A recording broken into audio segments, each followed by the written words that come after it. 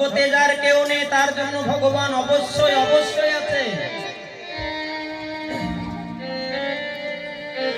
তাই আজ আমার গৌর হরি সুরধনী গঙ্গার কূলে দাঁড়িয়ে তার অন্তরঙ্গ ভক্তদের সঙ্গে নিয়ে প্রভু আমার কি করছে?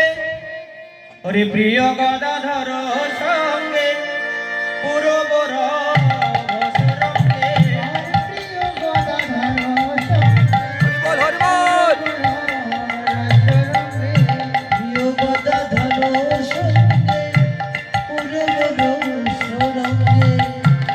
প্রিয় গদাধর সঙ্গে পুরবর ভসরঙ্গে প্রিয় গদাধর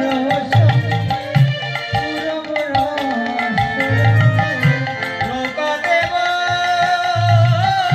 শিয়া করে খেলিব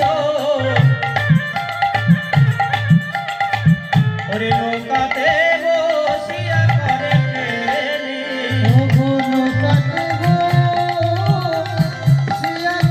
খেলিব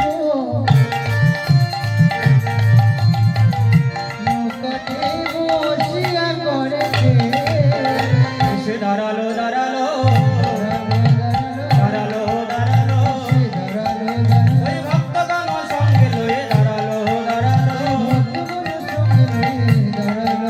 ওরে ভক্তগণ সঙ্গে লয়ে সুরধনী গঙ্গার কূলে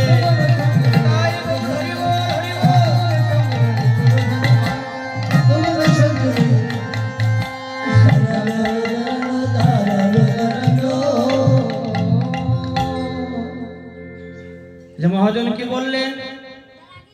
প্রিয় গদাধর সঙ্গে পুরবর ভৈসরঙ্গে। আচ্ছা, এই গদাধরকে,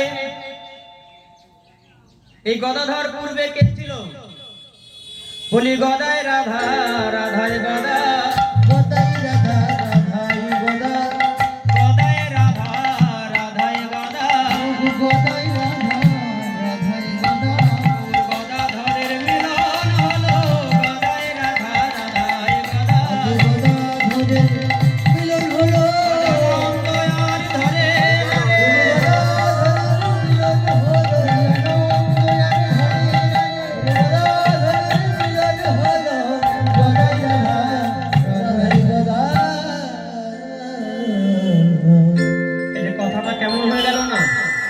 গদায় রাধা, রাধায় গদা।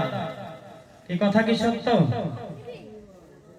আমরা সকলেই জানি রাধা কৃষ্ণ এক আত্মা, দুই দেহ ধরি অনন্য বিলাস রস আস্বাদন করি।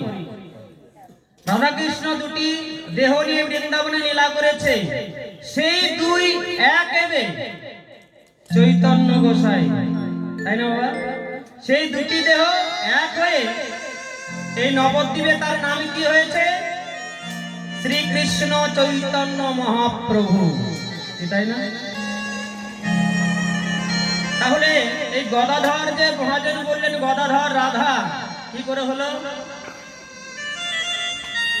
রাধা কৃষ্ণ এক আত্মা, দুই দেহ ধরি অনন্য বিলাস রস আস্বাদন করি, সেই দুই একেবারে চৈতন্য গোসাই। ভাব আস্বাদিত হলে দোহ এক হয়। এই যে বাবা, রাধা কৃষ্ণ যদি আমার গৌরের দেহ হয়, তাহলে গদাধরকে, এই যে বৃন্দাবনে যে রাধারানীর দেহটা ছিল, দেহটার যে দেহটা ছিল, দেহটা তো আর মিলন হতে পারেনি। দুটি আত্মা এক হয়েছে, দেহটা হয়েছে কি? মহাজন কি তাই বলেছে? দুই দেহ, তাই বলেছে কি? দেহটা কিন্তু মিলন হয়নি, দুই আত্মা এক হয়েছে। আর যে দেহটা ছিল, ওই দেহটাই কলিযুগে, যার নাম হলো গদাধর। তাই মহাজন বললেন, বলি গদায় রাধা, রাধায় গদা,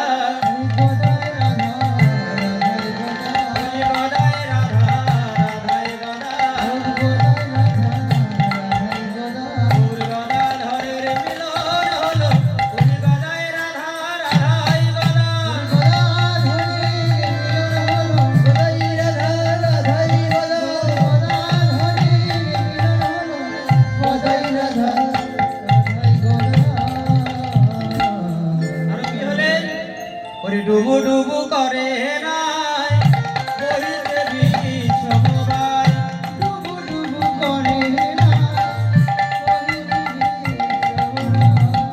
ডুবু ডুবু করে দাও বহিছে বিষম দেখে হাসে বনমালী গো দেখে হাসে বনমালী ওরে দিকে আসে ওরা গনমালে গো দিকে আসে ওরা গনমালে ওরে দেখে হাসে গোরা রায় আর দেখে হাসে ওরা ওরে দেখে হাসে গোরা রায় আরে দেখে হাসে ওরা এই যে নৌকা ডুবু ডুবু করে